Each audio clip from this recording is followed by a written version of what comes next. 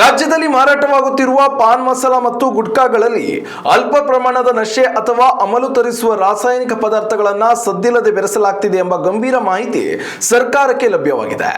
ಈ ಹಿನ್ನೆಲೆಯಲ್ಲಿ ತನಿಖೆ ನಡೆಸಲಾಗುತ್ತಿದ್ದು, ಒಂದು ವೇಳೆ ಈ ಅಂಶ ಸಾಬೀತಾದರೆ ರಾಜ್ಯಾದ್ಯಂತ ಎಲ್ಲ ರೀತಿಯ ಪಾನ್ ಮಸಾಲ ಮತ್ತು ಗುಟ್ಕಾ ಉತ್ಪನ್ನಗಳನ್ನು ಸಂಪೂರ್ಣವಾಗಿ ನಿಷೇಧಿಸಲಾಗುವುದು ಎಂದು ಮುಖ್ಯಮಂತ್ರಿ ಡಿ.ಕೆ. ಶಿವಕುಮಾರ್ ಅವರು ಎಚ್ಚರಿಕೆ ನೀಡಿದ್ದಾರೆ.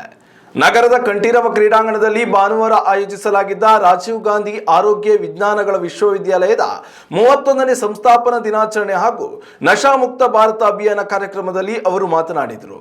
ಸಾರ್ವಜನಿಕರ ಆರೋಗ್ಯದ ದೃಷ್ಟಿಯಿಂದ ನಮ್ಮ ಸರ್ಕಾರವು ಕಟ್ಟುನಿಟ್ಟಿನ ಕ್ರಮ ಕೈಗೊಳ್ಳಲಿದ್ದು, ಇಂತಹ ಕಾನೂನು ಬಾಹಿರ ಕೃತ್ಯಗಳನ್ನು ಯಾವುದೇ ಕಾರಣಕ್ಕೂ ಸಹಿಸುವುದಿಲ್ಲ ಎಂದು ಅವರು ಸ್ಪಷ್ಟಪಡಿಸಿದರು.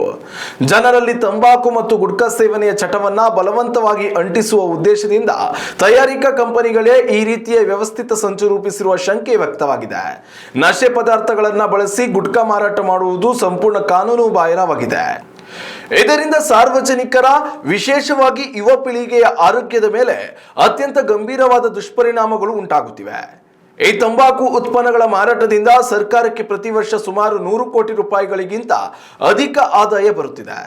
ಆದರೆ ಸರ್ಕಾರದ ಬೊಕ್ಕಸಕ್ಕೆ ಬರುವ ಈ 100 ಕೋಟಿ ರೂಪಾಯಿ ಆದಾಯದ ನಷ್ಟದ ಬಗ್ಗೆ ನಾವು ಖಂಡಿತವಾಗಿಯೂ ಚಿಂತಿಸುವುದಿಲ್ಲ. ನಮಗೆ ಹಣಕ್ಕಿಂತ ರಾಜ್ಯದ ಜನಸಾಮಾನ್ಯರ ಆರೋಗ್ಯ ಮತ್ತು ಯುವ ಜನತೆಯ ಭವಿಷ್ಯವೇ ಅತ್ಯಂತ ಮುಖ್ಯವಾಗಿದೆ. ರಾಜ್ಯವನ್ನು ಸಂಪೂರ್ಣವಾಗಿ ನಶೆ ಮುಕ್ತಗೊಳಿಸುವುದೇ ನಮ್ಮ ಸರ್ಕಾರದ ಪ್ರಮುಖ ಗುರಿಯಾಗಿದೆ ಎಂದು ಮುಖ್ಯಮಂತ್ರಿಗಳು ಈ ಸಂದರ್ಭದಲ್ಲಿ ಗುಡುಗಿದ್ದಾರೆ.